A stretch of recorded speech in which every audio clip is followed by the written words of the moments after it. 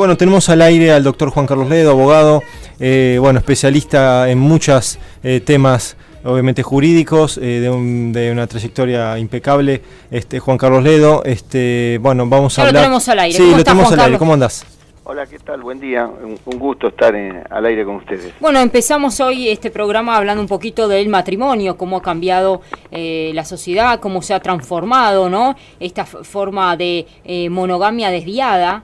Que de alguna forma se traduce en un estado de frustración, de miedo, de pánico, y pareciese que nuestro futuro siempre está abierto a la diversidad, a la pluralidad, pero sin lugar a dudas la estructura familiar fundacional se ha quebrado. Nosotros tenemos una idiosincrasia, digamos, si se quiere, familiar, bastante disímil por la conformación inmigratoria. Es un país eminentemente de inmigración. No nos olvidemos que San Martín, por ejemplo, quería que se imponga una monarquía incaica, o sea, con raíces americanistas, digamos, ¿no? Otros pensadores de Mayo también, pero fundamentalmente nosotros nos nutrimos de una corriente civilizadora europea, y la idiosincrasia de lo que es hoy nuestro país se ha nutrido de distintas latitudes, y bueno, es un cóctel digamos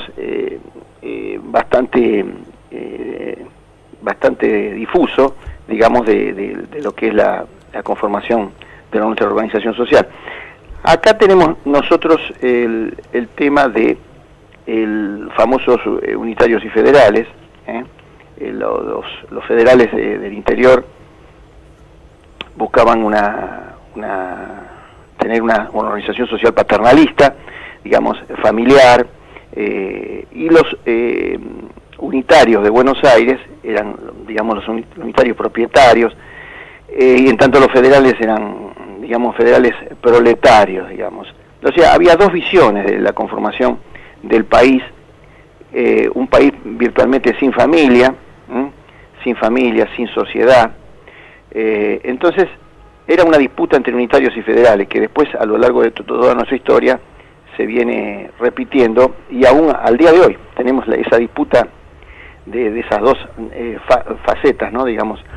En definitiva, la conformación nacional no se hizo sobre la familia local, sino que se traspoló a una familia, digamos, traída de Europa.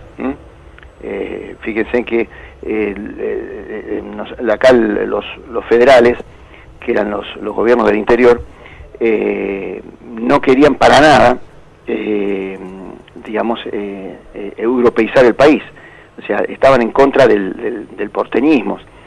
Y Buenos Aires lo que quería era, digamos, traspolar todo, desde las instituciones, personas, familias, absolutamente todo. O sea, el negacionismo a nuestras propias raíces, ¿no? Y bueno, ahí tenemos las disputas ya de San Martín, tenía una identidad, como habíamos dicho, de monarquía incaica. Tenemos la primera Revolución de Mayo, digamos, Cornelio Saavedra, Moreno. Ya había una disputa ahí entre un modelo de país. Después continúa con Rosas Urquiza, unitario, que quería centralizar todo desde Buenos Aires, desconociendo el interior. Y Rosas, que era un disfraz durante 35 años, que gobernó hasta el 52, que era él se decía que era un federal, pero realmente era un unitario, un unicato desde Buenos Aires, tenía sojuzgado a todas las provincias del interior. Sí, la gran rivalidad era Lavalle Rosas, ¿no? Lavalle unitario claro, por Buenos Aires, Rosas federal también por Buenos Aires, pero bueno, como decías vos recién, Urquiza, que representaba la Confederación, que es el que luchaba desde el interior por unificar todo el país, ¿no? Claro, por masificar, pero Rosas era un disfrazado de federal, en rigor de verdad era un unitario. Sí. Y bueno, tenía ese, por algo San Martín le hizo un testamento y le dio el sable corvo, ¿no es cierto? Sí. Como defensor de la identidad nacional. En definitiva, nuestros pilares fueron siempre la extranjerización, la negación del indio, el gaucho. El indio fue arrinconado a las pampas, el gaucho fue, el gaucho extinguido también virtualmente. En la campaña del desierto Roca, en total se llegó a extinguir 1.700.000 indios con los Remington. Nos quedamos sin nativos, sin identidad americanista. Entonces se quiso jurar la Constitución del 53 sin habitantes, absolutamente sin habitantes. Entonces había una disputa entre, digamos, Echeverría y Alberdi. Echeverría decía que los pueblos tienen que dictar sus propias constituciones, y Alberdi, el redactor de la Constitución, decía no, que las constituciones deben dictarse para los pueblos. O sea, es increíble que nosotros hayamos copiado una constitución, la de Filadelfia de los Estados Unidos, el Código Civil de Belsafi copiado íntegramente, sin habitantes, eran más o menos 1.600.000 habitantes cuando se juró la Constitución. No teníamos virtualmente a quién hacerle jurar la Constitución y el cumplimiento de las leyes. Entonces vino la oleada inmigratoria, toda la oleada inmigratoria. Sí, justamente lo que recién estás mencionando, Juan Carlos, todo el continente americano entre 1830 y 1950 recibe 65 millones de europeos. O sea, prácticamente pasamos a convertirnos como país en el segundo destino del mundo en atracción de inmigrantes, ¿no? Y eso quizás habla de la ausencia del ser nacional, ¿no? La ausencia identitaria, que de alguna manera hace que seamos una especie de parias sociales o de apátridas. Claro, ese es el gran tema, sí. Nosotros descendimos de los barcos, digamos. Ya se ha dicho, hay autores que han dicho nosotros que somos una nación que descendemos de otras naciones, ¿no es cierto? O sea, tenemos una nación copiada, estructuras jurídicas, arquitectura, de lo que fue la primera, el centenario, la revolución del centenario. Se hizo todo la Petit París, o sea, se ha copiado ediliciamente un modelo extranjerizado, la Constitución copiada, los códigos de fondo también, los habitantes transpolados de afuera hacia acá. O sea, lo que tenemos nosotros es una crisis que aún hoy, unitarios y federales, una crisis de identidad. Entonces, la prueba está que los nietos de hoy, que son argentinos, ¿cuál es el anhelo? Yo quiero ir al pueblito de tal país donde mis abuelos, quiero ir a ver. O sea, hay en el inconsciente, ¿no es cierto?, un ánimo de ver cuáles son sus raíces. Las raíces no están acá, están en un pueblito de ese inmigrante, bisabuelo. Entonces, no tenemos, si se quiere, ¿no es cierto?, pese a que ya llevamos un par de generaciones, por así decir, de nacionales, nativos, no hay, por una cuestión cultural, idiosincrática, de lengua, de costumbres que todavía existen, al menos en el recuerdo, no hay una identidad, no hay espíritu de comunidad, no tenemos, por eso nosotros es una sumatoria cero el espíritu de comunidad. Estamos meramente amontonados, tenemos una pertenencia a nosotros mismos, al yo, al narcisismo. Entonces, una sociedad de componentes asociales. Es una sociedad... Sí, es bastante complejo en esta situación pensar en instituciones que realmente estén funcionando, ¿no? Porque cuando hay una situación de copismo y no hay un sentido de pertenencia, que es lo que estamos mencionando, es difícil encontrar el bienestar bajo el paraguas de esas instituciones. Y estábamos debatiendo justamente este fin de semana acerca de la democracia formal y la democracia real. ¿En qué medida la democracia puede llegar a visualizarse como un sistema en el cual todos los sectores encuentren la oportunidad o la realización de sus objetivos, ¿no? Claro. Como individuos, como sujetos. Sí, pensando en el mismo plano, digamos, ¿no? La igualdad de todos, ¿no? No solamente pensar que el voto es uno y se cuenta por unidad, porque bueno, de alguna forma el voto por unidad nos da esa igualdad que busca la democracia, pero en términos reales, como recién decía Gretel, hoy estamos sufriendo una situación donde esto no es una democracia como se planificó, se pensó en los orígenes, ¿no? Claro, pero hay algo que es fundamental. Si nosotros podemos pensar cuál es nuestra frustración como nación, ¿por qué nosotros no tenemos digamos un espíritu de progreso? ¿Por qué estamos a brazos caídos? Bueno, yo pienso que viene sin discriminar, por supuesto, no es el ánimo en absoluto, pero nosotros venimos de una descendencia mayormente española. Y española, España, la literatura española, el Cervantes, ¿no es cierto? El Cervantes era el caballero que estaba siempre con Sancho. Sí. El caballero estaba siempre subido con su armadura, ¿cierto? Arriba del caballo. Sí, sí. La conquista acá se hizo montado arriba del caballo, nadie se remangó. Hubo una tendencia acá a ser cacique, sí, no indio. Y nosotros queremos ser todos caciques, sin tener que mantener el esfuerzo. El inglés, ¿por qué nosotros, el inglés es el inglés y todas las colonias de Inglaterra son lo que son? Porque ellos pusieron como prioridad, los protestantes me refiero, ¿no? A Dios. Entonces, con la cuestión de que hay que agradar a Dios y no agradarse a sí mismo, han tenido la bendición de Dios, han colocado en primer orden. Nosotros acá hicimos la fundación de Buenos Aires, Santa María de los Buenos Aires, está San por todos lados, San Isidro, San Fernando, San Borombón, cualquiera es un santo. Yo mañana, qué sé yo, no sé, hago un gesto y bueno, primero me beatifican y después me santifican, no sé. Pero en definitiva, el sacrificio, por el grado de flagelación, santifican a una persona y después, entre comillas, lo divinizan.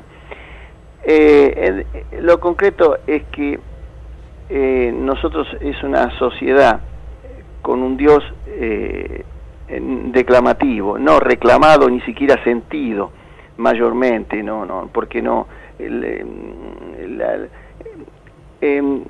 Dios necesita que nosotros tengamos un corazón sincero y que lo amemos. Y bueno, en países protestantes, de ahí el éxito de los Estados Unidos, nosotros confiamos en Dios, en el dólar americano. Y bueno, Erich Fromm había dicho ya que los colonos ingleses de Norteamérica, cuando los primeros colonos que fueron traspolados de Inglaterra por los católicos, expulsaron a los protestantes, y ahí formaron los colonos. Los colonos fueron los que estuvieron en las caravanas y, en fin, la conquista del oeste con los búfalos y qué sé yo. En concreto, ellos, cuando un colono le iba mal al otro, lo reprendían, le decían: mirá, vos te va mal porque no sos de agrado ante el Señor. Entonces, ellos tienen un principio que es ponerlo a Dios en primer orden. Acá, en este país, cuando tengo algún problema, me veo en una iglesia X, le hago un rezo, no sé cómo llamarle, a Santa Catalina, San Ignacio, San Borombón o qué sé yo, y bueno, entonces distraigo la atención en una divinización de un tipo, una tipa que no sé qué hizo buena letra, que se flageló, se quiso sentir un dios, un falso dios. Bueno, en definitiva, eso es una maldición. La Biblia nos habla a nosotros, nos prohíbe, en el Antiguo Testamento, nos prohíbe hablar con los muertos. Y hablar con los muertos es el espiritismo. Entonces hay que hablar solamente con el único Dios vivo, que es Jesucristo, el único que resucitó de los muertos. Y entonces acá la falta de fe, la falta de fe hace que seamos una sociedad sin rumbo, no tenemos revelación, estamos velados, no tenemos revelación de Dios. Entonces, se gobierna con la razón o con la emoción, y a veces las dos cosas al mismo tiempo. Entonces tenemos gobernantes racionales, emocionales, un Perón que sensibilizaba a las plazas, la gente lagrimeaba, le tocaba la emoción. Otros usan la razón, ¿no es cierto? Y bueno, entonces es una mezcla de razón, emoción, pero no se gobierna con discernimiento o desdiscernimiento, pero no con el espíritu, no con sabiduría, la sabiduría de Dios. Sí, justamente tuvimos a Sergio Lapegua, nos contaba que, no sé si estuviste vos escuchando, hizo un viaje a Australia con su familia y lo primero que hizo claramente fue preguntar, acá se corta la luz, acá bueno, los impuestos son altos, sí, pero ¿cómo funcionan los servicios públicos? Bueno, la cuestión es que obviamente ellos viven otra realidad, no digo si mejor o peor, en cuanto al funcionamiento del Estado y de las empresas también, bueno, parece que funciona a 10 puntos, 11 puntos, pero bueno, por otro lado también podemos decir que es una sociedad apagada, una sociedad que no tiene la felicidad porque pareciera que lo tiene todo desde el punto de vista material, todo funciona, pero claramente no tenemos esto que recién hablaste vos, que tiene que ver con la fe, con el ser feliz con lo poco, ¿no? Tal vez es lo que ocurre en Sudamérica, que no tenés, no sé, abastecido todo lo que tal vez tiene hoy un país de primer mundo, pero con lo poco que tenés sos un agradecido, con lo poco que tenés das gracias a Dios por lo que te llega al plato de comida. Claramente Argentina tiene mucho por cambiar, esto vos lo dijiste recién, los inmigrantes tal vez no fueron los mejores los que hayan venido acá, en Estados Unidos eran protestantes, eran ingleses con ánimo de armar una nación nueva. Tal es así que creció en forma desmesurada en tan poco tiempo, en un territorio tan amplio. No sé, Argentina un poco nos deja mucho que desear respecto de que solamente se pensó en Buenos Aires, solamente se pensó tal vez en Rosario y en otras pocas ciudades con ciertos avances de urbanización que obviamente estaba dominado por la oligarquía. Hasta el día de hoy vamos a pensar que Argentina, y creo que vos también estás de acuerdo con esto, está gobernada por por pequeñas familias, digamos, son un grupo de 500 familias o de empresarios que dominan el país, es lamentable, ¿no? Y sí, el inmigrante es el que trajo los conocimientos, todos los rudimentos de, todo se hizo Buenos Aires, La Plata, todo se Roca, se hizo absolutamente con mano de obra extranjera, traían las labores de la vieja Europa, entonces el nativo acá se vio despojado de tantas habilidades, tantos conocimientos, y ahí nace en el ser argentino el criterio del vivo, el pícaro. El pícaro es el que vive de la limosna, digamos, no literalmente en el sentido de la palabra, y el vivo es el que está esperando siempre sacar ventajas a todo. Bueno, es una sociedad con el máximo rendimiento, mínimo esfuerzo, sin espíritu de comunidad. Y bueno, y así estamos, no educamos al ciudadano, del voto racional de los conservadores, del primer centenario, que se votaban entre ellos en forma alevosa, bueno, al voto emocional de Perón, que se votaba con los sentidos, exaltaba la emocionalidad de las masas. Y en el tiempo que vamos, con cerca del 40% entre gente carenciada y gente bajo nivel de la pobreza, los obligamos inconscientemente a que voten con la barriga, les toma votos estomacales de barriga. O sea, en definitiva, estamos regresivos a un voto cautivo, de una inmensa mayoría que por necesidad extrema tiene que, digamos, aceptar que un día antes de la selección le regalen una chapa. Bueno, ahí está, el asunto es que creo que hoy estamos tratando de tapar un montón de agujeros que vienen de años y años por responsabilidades políticas, gobiernos tan dispares, tan distintos, políticas de gobiernos tan destructivas, no sé si tan constructivas, como sí ocurre en otros países. Y tal vez lo bueno sería pensar en 2 o 3 puntos, ¿no? Que el Estado hoy, no sé, tenga 2 o 3 principios en los cuales apoyarse y tal vez trabajar sobre eso. No sé, el principio, no sé, de igualdad, vamos a poner un ejemplo, no sé, el principio de, no sé, posibilidad de que tengan todos acceso a los mínimos, ¿no? Cuestiones que hacen a la persona, que una persona se sienta bien, no querer atacar varios frentes a la vez y ver que realmente en los hechos es imposible. Tal vez con 2 o 3 puntos, menos es más, uno pueda empezar a tomar el barco, ¿no? Con otro envión. Claro, lo que pasa es que es una sociedad que está acostumbrada digamos, a la dádiva, con un gobernante de turno dadivoso, pero en el fondo, lo que está buscando la sociedad, el habitante de la Argentina es un ser que no quiere tener el deber ser, ya lo hablamos esto, es un ser biológico, pero no quiere tener el deber ser. Entonces, busca en un gobernante uno iluminado, un pater familiae, digamos, está buscando un facilitador de las cosas, un iluminado que haga lo que no quiere y no puede hacer. Entonces busca un ser, que en el fondo es el inconsciente, digamos, del ser humano, la búsqueda de Dios. Entonces busca un iluminado, un Dios hecho hombre, entre comillas, en el gobernante. Entonces la ilusión que tiene es que el gobernante haga lo que yo no quiero, no puedo o lo que sea. Ese es el tema.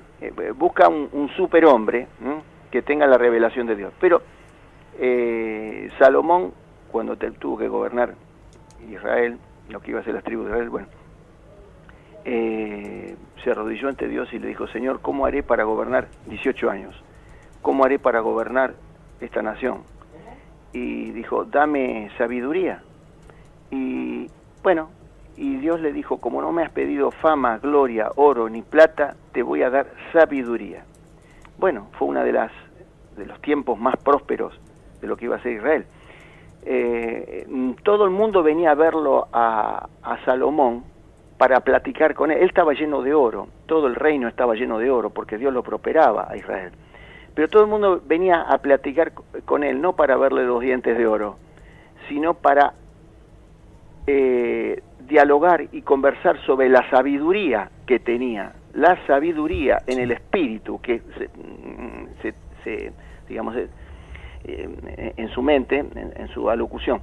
O sea, la sabiduría de Dios. Nosotros no tenemos discernimiento espiritual. Mientras que estemos nosotros con discernimiento racional, los gobernantes y nosotros los argentinos, discernimiento racional, bueno, parece tautológico.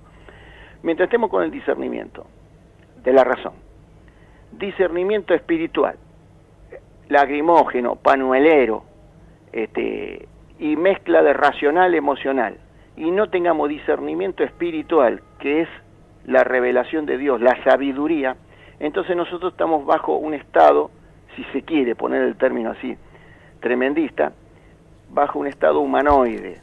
Dios nos hizo a su imagen y semejanza, nos hizo cuerpo, mente y espíritu, y nosotros persistimos caprichosamente alejados de la mano de Dios. Dice: no, yo quiero tener mente y cuerpo, espíritu no.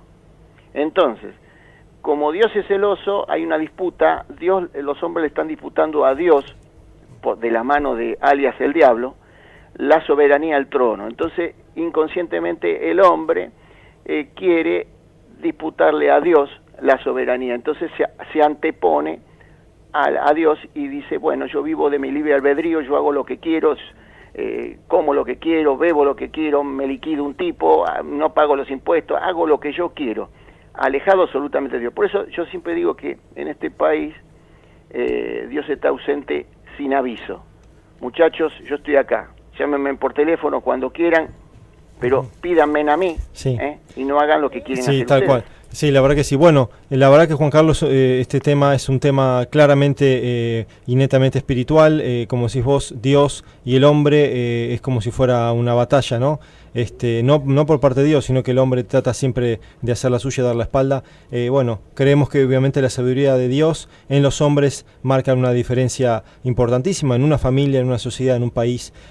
Bueno, nada, te agradecemos por esta comunicación.